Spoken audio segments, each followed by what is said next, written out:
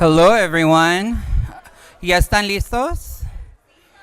Oh, no, no, no, no. You guys can't do them like that. ¿Ya están listos? It is my pleasure to introduce Mike de la Rocha. Is a visionary strategist, acclaimed artist, and compelling voice for change. Celebrated as one of the most influential change makers of our area, Mike has been behind several of the largest policy victories and cultural shifts in the United States history. He's earned accolades as one of the Good Magazine's top 100 people reshaping our world. Snaps for that. Recipient of the AFL-CIO's prestigious Justice, Peace, and Freedom Award. Snaps for that. And was lauded as one of the groundbreaking innovators by Stanford Social Innovation Review. Mike co-founded Revolve Impact, one of the leading creative agencies in the world, and Tepito Coffee, one of the fastest growing Latinx coffee companies in America.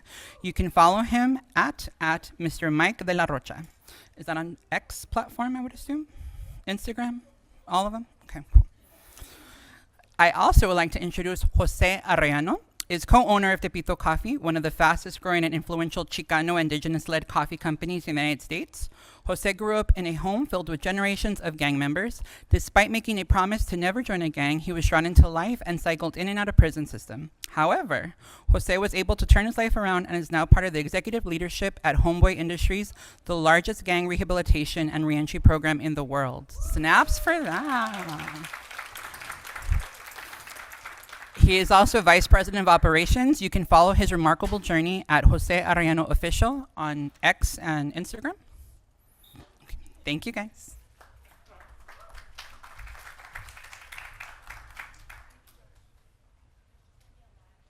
Okay. Thank you, guys. Before we begin, we started by just burning the sage. Can you hear me? Hello, hello, check, check. Check, microphone check, 1 2 1 2. No, I was saying that we appreciate you guys and thank you guys for allowing us to be in your space. And we started with the sage, and so in doing so, I also want to start by just acknowledging the Kumie and any other nations or indigenous people that have been displaced and that found their way here to this area. And the reason why I bring that up is because they know where the medicine is. And like the sage, medicine, and the earth produces the sage, and the sage can't be anything else but medicine. Everything on this earth knows who it is and what it is. We as humans, sometimes we get confused. We forget who we are. We always have a choice to be medicine or not. And we start with that because we all need it.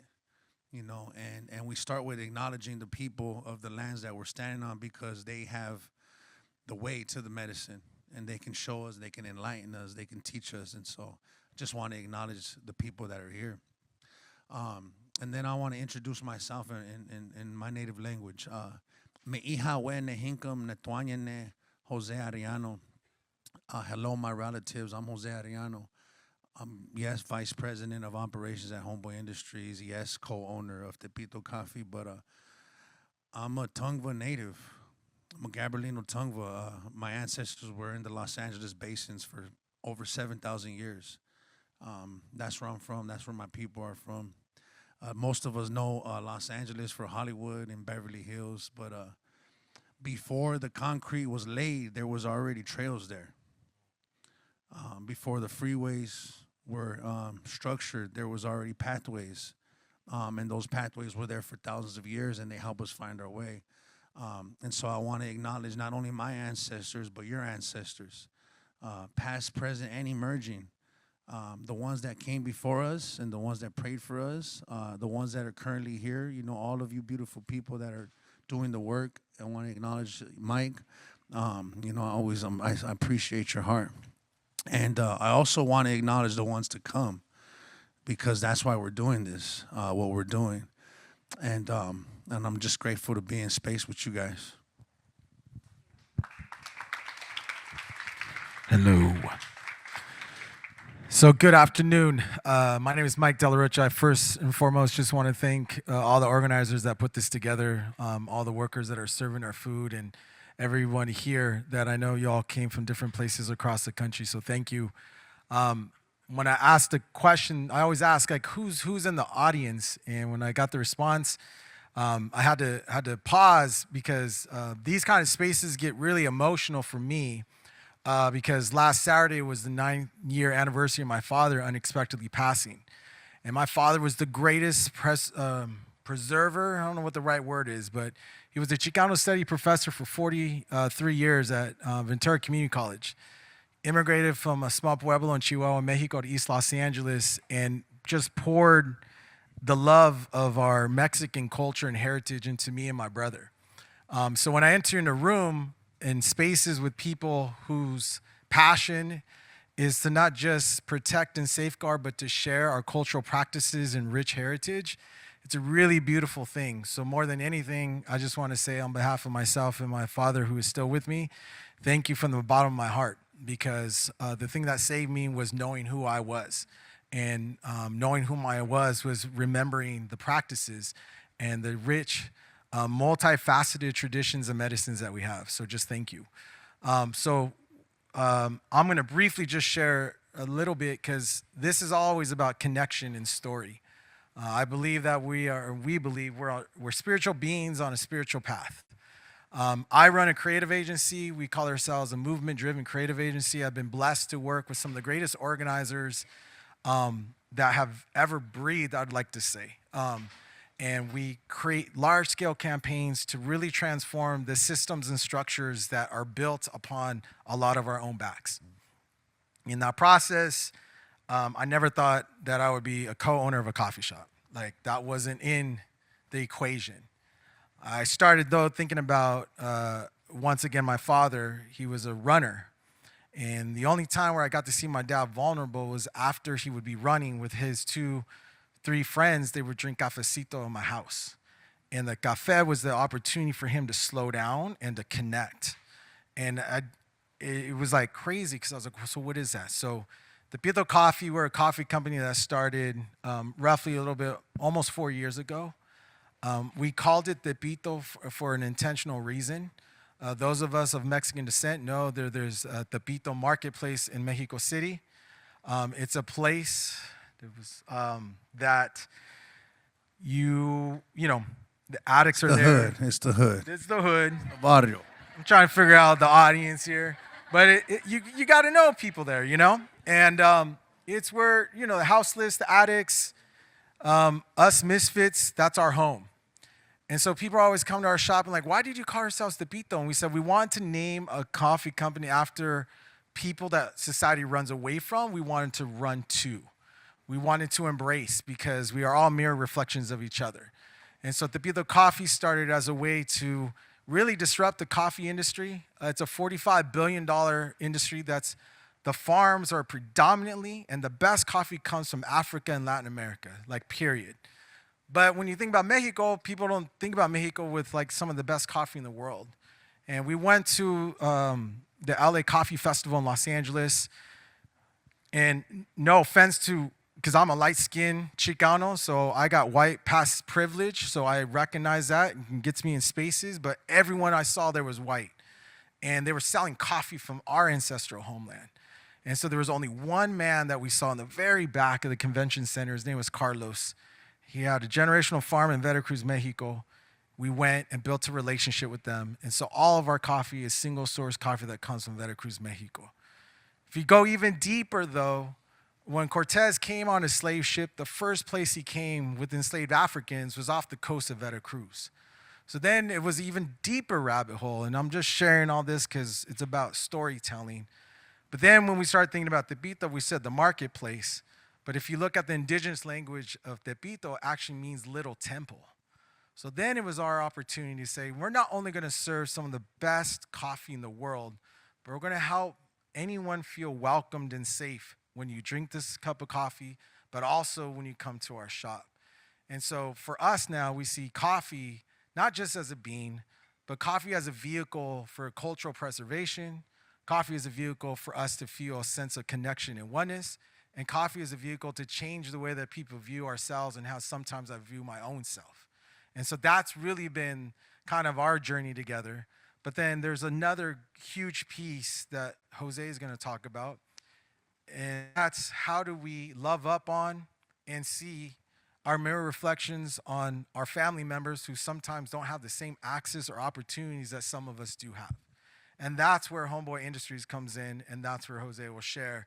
Because I think what makes us unique is our purpose, our mission, and the fact that we just genuinely love people. All people, but we're Chicano through and through to the core. And it's one of the few indigenous Chicano-led coffee companies, and the Homeboy Industries piece is super important. Yeah, thank you, Mike. I mean, you made me think about a lot of things, and you know, speaking of story, I heard this story when I was a little boy, and you know, now being able to travel and to go to different regions of this continent, I've heard this story throughout this continent from different tribes, different nations, and they all tell it a little bit differently, but I'll share it the way that I heard it. So they were saying that when what we thought was the fall of our people, and what I mean by that is this continent.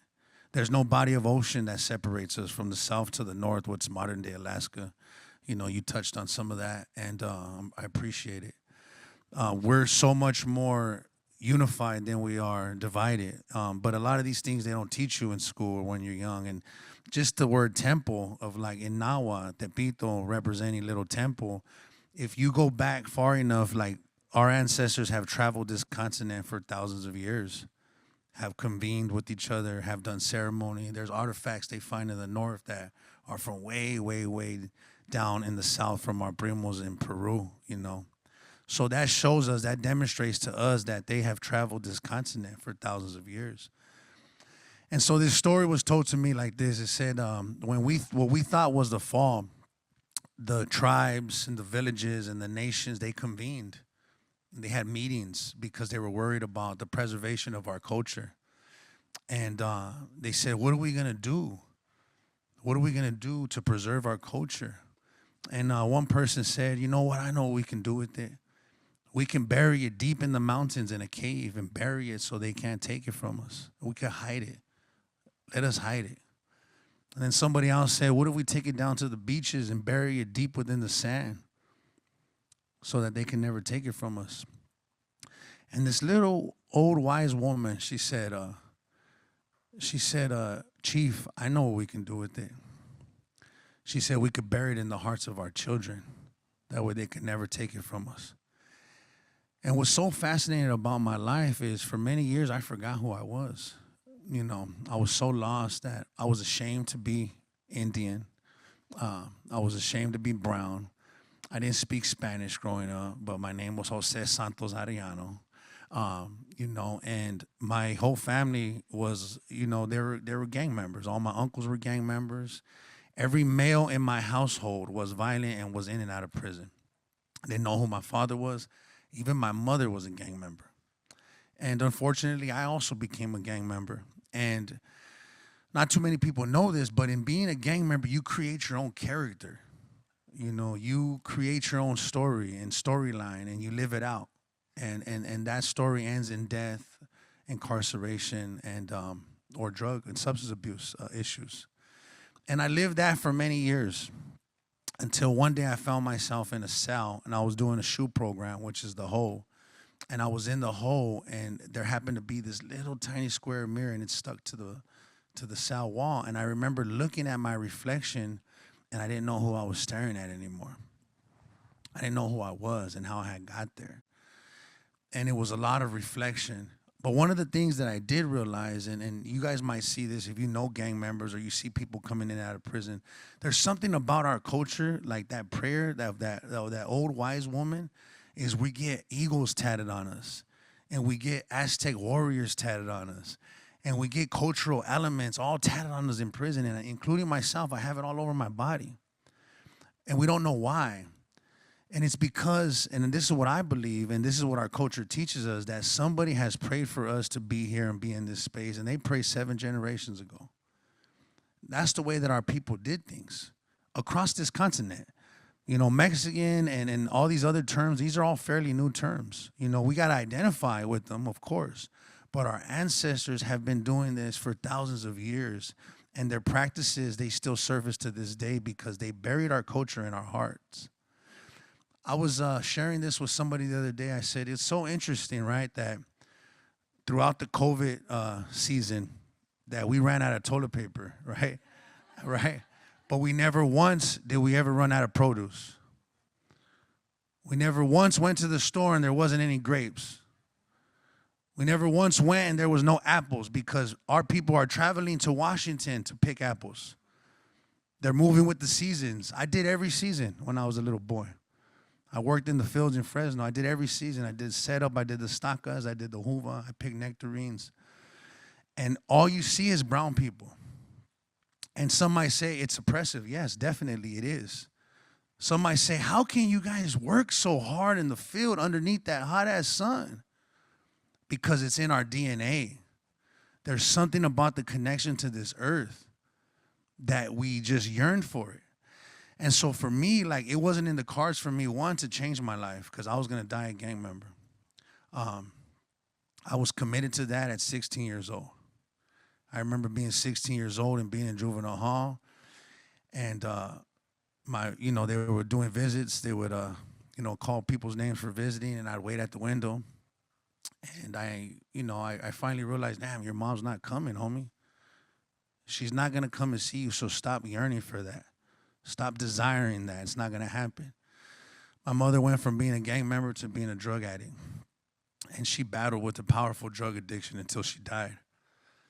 And I remember being 16 years old, being in that cell, and I walked away from the window, and inside of myself, I said to myself, this is your life, homie.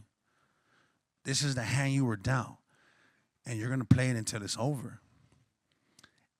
And then I began to pursue death.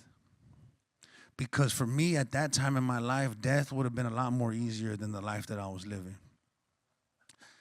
So this was definitely not in the cards for me. Changing my life wasn't in the cards for me. My life was like pretty much incarceration. First time I ever tried coffee, actually, what's interesting, I was 18 years old in the Alley County Jail. First time I ever tried coffee, because everybody drinks coffee in there. Everybody. It's like it's a trade. What do you call that when you... Yeah, you barter, and everyone drinks coffee. That was the first time I ever tried it, and I loved it. And so, my life was in and out, mostly in. I got locked up at 16. I got out at 18. I got locked up at 18. I got out at 22. I got out at 22, and I was out for 5 months, and I went right back, and I fought a life sentence for a gang-related shooting. Every crime was violent, and every crime was gang-related. What's so interesting about what we're doing now is everything that I believed.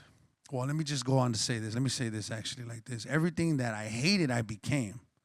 Everything I grew up hating in my household, the violent men, the abuse, the alcoholism, everything that I saw growing up that I hated as a child, I became. And then I began to participate in the demise of my own community. And what's so interesting about being a gang member is, and when you don't understand and you don't know what's going on inside of you, you literally go out and seek somebody that looks like you. We're literally fighting and killing ourselves, which I think is so interesting now that I'm not a part of it anymore. So when I realized that, I began to change, but I knew that I needed to heal. And Homeboy Industries and Father Greg Boyle provided a space for me to do that. And it was a space like this one, It was a space of the circle, the no beginning, the no end. It was a space where there was like no hierarchy, where it was like, let me tell you what you need to do to change your life. It was here, it was eye level. It was authentic. I could reach out and touch it.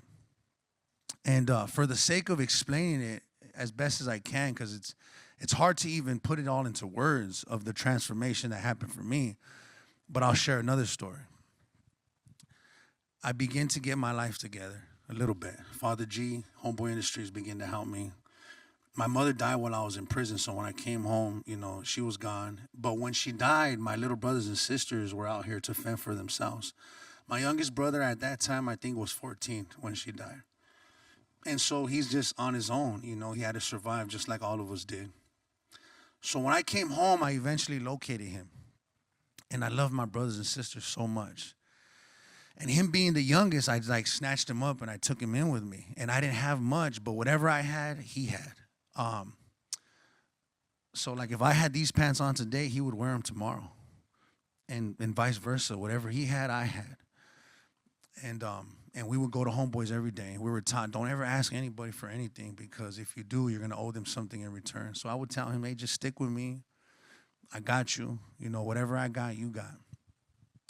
And I remember one day we came in, and one of the homies at the front desk, he said, hey, Father G wants to talk to you guys. And I remember looking at my brother like, what did you do, homie? You know what I mean? Thinking we're going to be in trouble. And so we go into G's office, and he has these 2 Sears cards in his hands. And he reaches across the desk to give them to us, and we say, nah, we don't need anything. We're good. And he says, son, take these cards and go buy yourself some clothes. We took the cards reluctantly. We left. We were taught certain things about our identity, about what we thought our culture was when we were growing up. We were taught things like don't ever cry. You know, don't ever cry in front of anybody because it will demonstrate weakness and people will take advantage of you. We were taught things like, you know, you're going to have to fight your way through every situation. We were taught things like you're on your own. You know, or we were also taught things like children are supposed to be seen and not heard. And so I remember, I'm ashamed to say this now, but those were the principles that I practiced at that point in my life. And the way that I was taught, I taught them, don't ever cry, you know, because people will take advantage of you. So I remember we're leaving, and we had just got the Sears cards, and we're going down Alameda. And I look over at my little brother, and my little brother's sobbing. He's crying. And I said, why are you crying, homie? And through his tears, he says to me, he goes, why the fuck do they care about us so much? He couldn't wrap his head around it. Just like all the experiences I had been through up until that point had shaped me. They had shaped me. They had shaped my heart. They had shaped the way that I viewed myself. They had shaped the way I viewed the world. That experience, it began to reshape my heart. And I didn't even have the words. If I was able to go back, this is what I would have said to him. I would have looked him in his eyes and I would have said, because you're worthy, homie. Because you're a good kid. Because you should have never went through all the things you went through. Because you matter, because you're important. Because I love you. And I just remember just being quiet because I was blown away by what he was saying. But I knew at that point that I was done with the old life. That I needed to find my way to be able to return to myself. Which was who I am, what you were talking about is who we really are, you know, and who we were created to be. And one of the things that I needed to do, and I did immediately after, pretty much, like I went into a sweat lodge ceremony. And Homeboy Industries, like, they supported it. I had never been in a community where they said, oh, you guys, there's a sweat lodge. Yeah, who wants to go? You guys can all go and get paid to go. Go to the sweat lodge ceremony. And I remember like getting back down to the earth, and it was like a rebirth. I remember even getting in fetal position and not having my mother physically there, but like having Mother Earth physically there. And through Mother Earth, my mother was able to care for me. And this might sound crazy, but I truly believe this, that my mother was able to do more for me in death than she was ever able to do for me in life. And I started to feel that in the ceremony. I started to feel that in my connection to the earth. And why I say that is because this coffee, as Mike was saying, we go and we stand on the land where it's being grown with the people that are growing it and the way that they honor it and the way that they respect it. And we're there with them. You know, that coffee, it comes directly from Veracruz to our shop in Pasadena. There's no middleman. We don't go through any manufacturer. It's the people to the people. But the earth thing is, I think, the most special thing that for myself that I need to remind myself to be connected to this earth, because my elder told me this. She said, mijo, once we disconnected ourselves from the earth, we disconnected ourselves from everything. And think about that, like every living organism. And so for me, it's like this has not only, giving me an opportunity to be somebody that has lived that life and to be an owner and to be a business person, which I've learned a lot. We can share all that with you guys, our mistakes, things that we've learned throughout our experience as business owners. But more than anything, every time that I'm there and every time that we're talking about this, it reconnects me to my culture. And it reminds me of who I am so that I could be medicine like the sage. Because I forget, I'm human. Sometimes I get insecure or I have fear.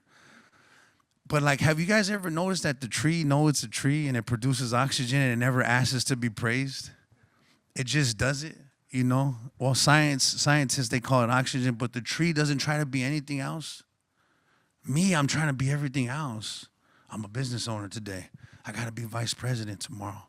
I got to be a dad, which I am all those things. But there's this deeper sense of self when I'm connected to my culture.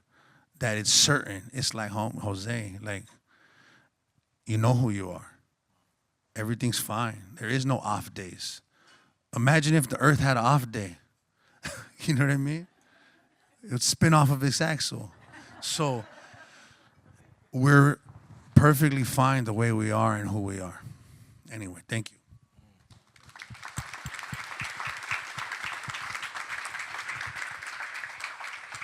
The one thing that I want to accentuate is Homeboy Industry is now part owner of Tepito Coffee, and that's really important because folks that work in our business come from Homeboy, and so by partnering with them, we can open up more coffee shops to give more opportunities for the Jose's and the others. I'm deeply indebted and in love with this man next to me because his story. I'm the only man on my mom's side and never served time on a cage. So like I've seen what poverty did to my family. And when we talk about incarceration, 1 in 2 people know someone or directly has been incarcerated at some point in their life now. So the failed experiment of mass incarceration didn't go the way, or actually did go the way it was supposed to go, depending on who you talk to. And so I always say that I'm fortunate every day to go into a business where the homegirls and the homeboys, by Jose's mere presence, are inspired to start their own businesses, are inspired to share their own stories, because in the sharing is where the medicine lies. And that's why I feel so humbly blessed to be here, because you guys are medicine keepers in a lot of ways and sharers. And the story that Jose shared was, I feel like, at least for me, it's my responsibility to share rather than hold on.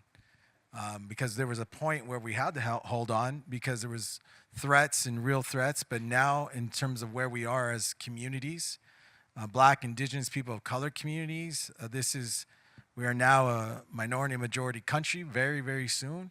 But if you look at it from a context and a global perspective, this is the majority of the world. And so the last thing I think I was share just before we get into, I would love questions or just a dialogue, is an elder of mine told me one time, how many guardians or parents do we have in the room? All right. So I'm blessed. I'm a father too. My daughter, I met her when she was 1.5 years. She's 20 now. My son, I was there when he was born, and so I heard this story, but then I got to see it in real life, which is when a baby comes into this life, and those of us that were there when our babies were born, babies come with their hands really clenched. Do you notice that when they come? And they say a couple different things. They say they come with their hands super clenched because they're coming from the spirit world. And in the spirit world, they're coming with their gifts and talents within their hand. So the purpose of life really is to allow us to like open up our hands to what? Share, but also to receive. And that's why, like as a metaphor, when your hand isn't open, it's a metaphor for violence. And so for us, coffee, community, connection, culture is all about us sharing and connecting. There's different ways that we can connect, whether it's music, this happens to be food and beverage, but there's different ways, but the connection point is the thing, because life is about the relationships. And that's why they say, like, the elders are really close to the newborns, because one is coming and one is going. And again, this is just my belief. We all have different beliefs. But at the end of the day, that what you're holding is that purpose of what's going to give you the most love and joy in this lifetime. And so I'll end with there and take any questions. But at the end of the day, I just want to say thank you for the honor to be in your presence. I love San Diego. It's my proximate to Mexico. And as a young Chicano punk kid from Oxnard, just thank you for breathing and being alive. So, ashe.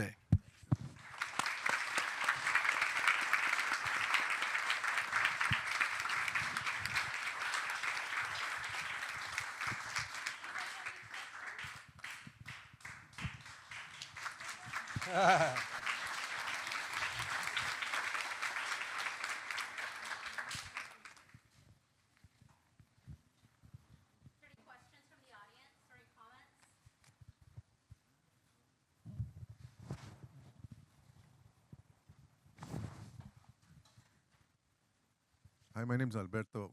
Appreciate it. Thank you so much. Very moving. Long story, but I'm going to try to make it short. And I'm reacting to what you shared, Jose, about your mom. I never knew my grandmother. She died in the 1930s, real young, in Oxnard, believe it or not. They worked in the lemon orchards.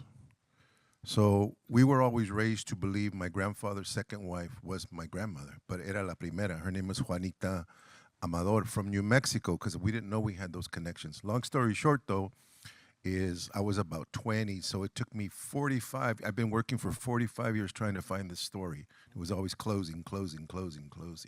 And I'm happy to say 2 weeks ago, so let me back up a little bit. So she had been buried in Oxnard, but it's related back to your narrative around a tío that was desmadroso, as you would say, and one day he went and stole the cross because he never got to know his mom, and he carried that. And it wasn't passion, it was anger, pure anger. Anyway, so we never knew where she was, and I'm happy to say that 2 weeks ago, we found where she was buried, and we were able to buy her, a new stone. And so I'm just saying the power of death, in this case, also in my journey is, really powerful. So I just wanted to share that. Thank you very much. Thank you, homie. I appreciate that. What's so crazy, too, is my grandmother was born in Oxnard. So it's an interesting connection.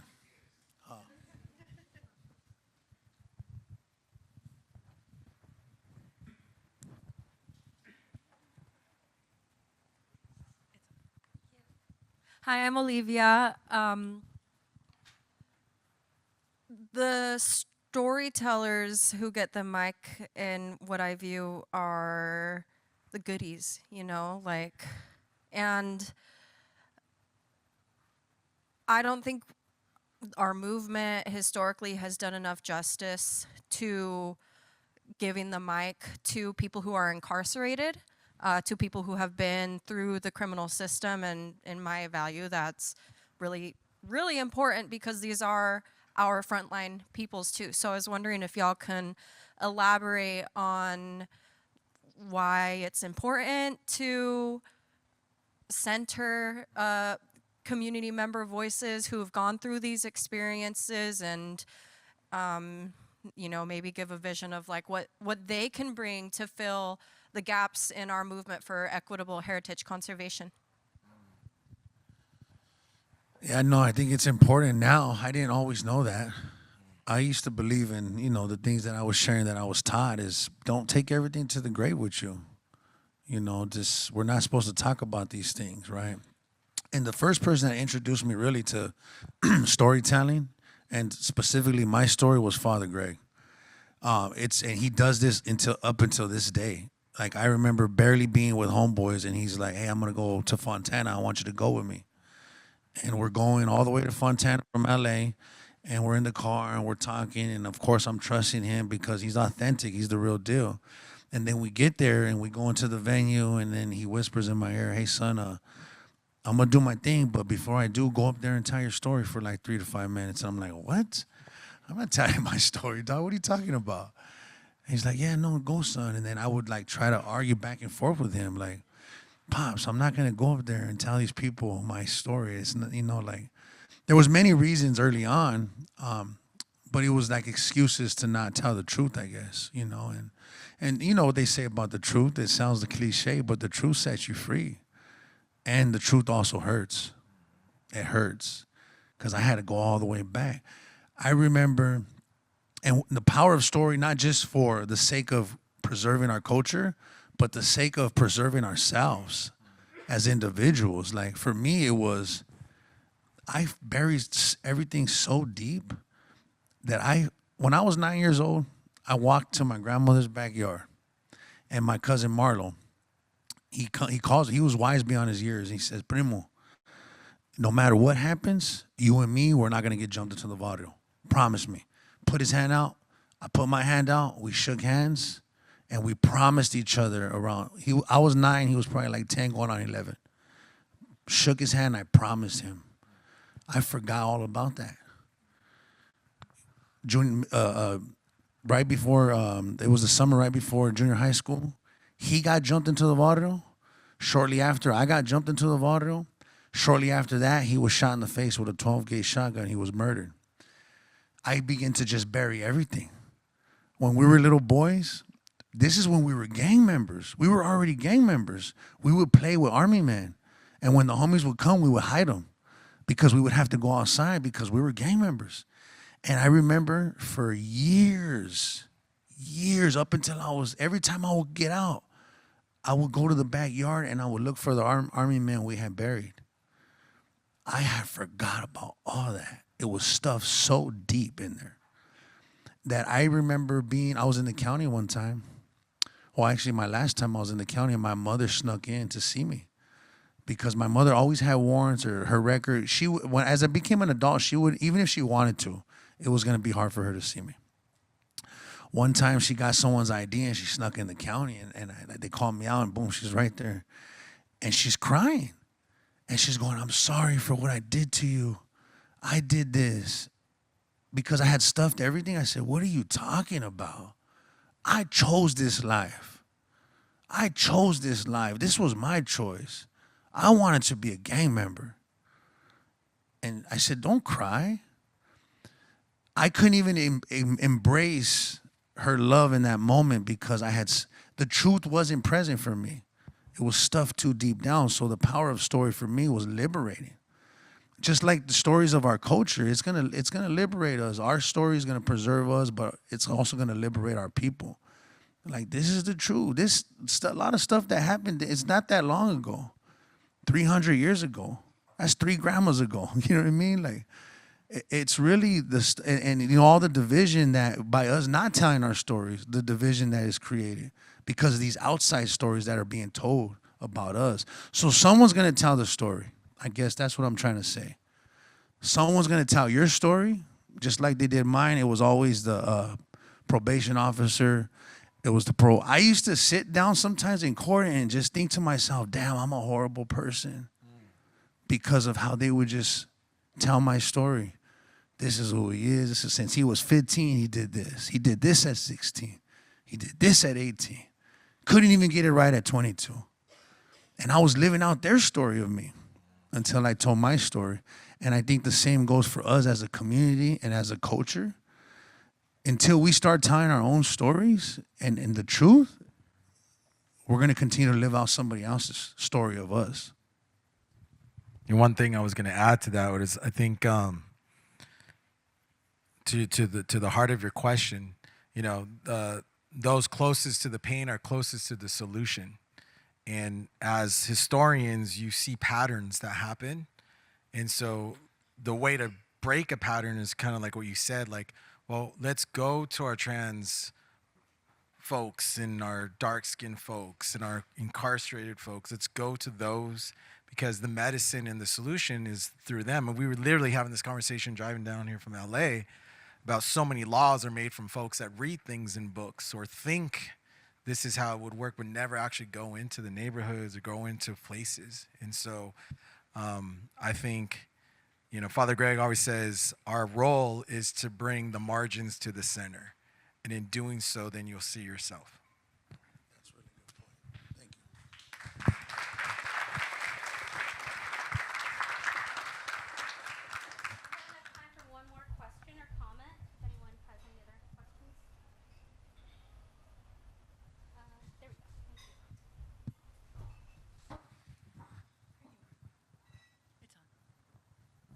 Hi, I just want to thank you for expressing yourself the way that you have. I worked at a youth center for 33 years, and I saw 3 generations of gang members come through. When I left, there were the newer ones still coming through. But the point of it is if somebody like you or any gang member could come to any center, talk to the kids that are growing up in that relationship in those homes, if they can come and speak to them, because now even today, I'm 73 years old, and when I live in the same area that those kids grew up in the 80s, there was meth, there was PCP, they were killed, there were gang wars and that were happening.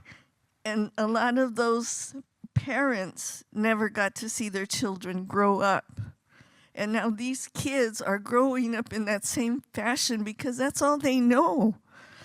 And if there was a way of these gang members, just somebody could shake the shit out of them, beat them up, I don't know what it would take, but for them to be know that they are loved. They don't know that. They don't have it in their homes.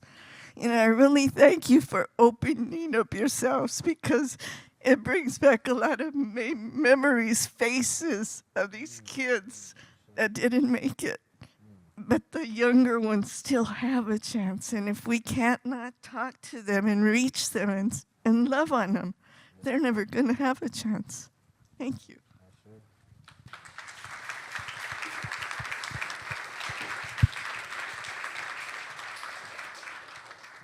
I just want to thank Mike and Jose for the most amazing keynote.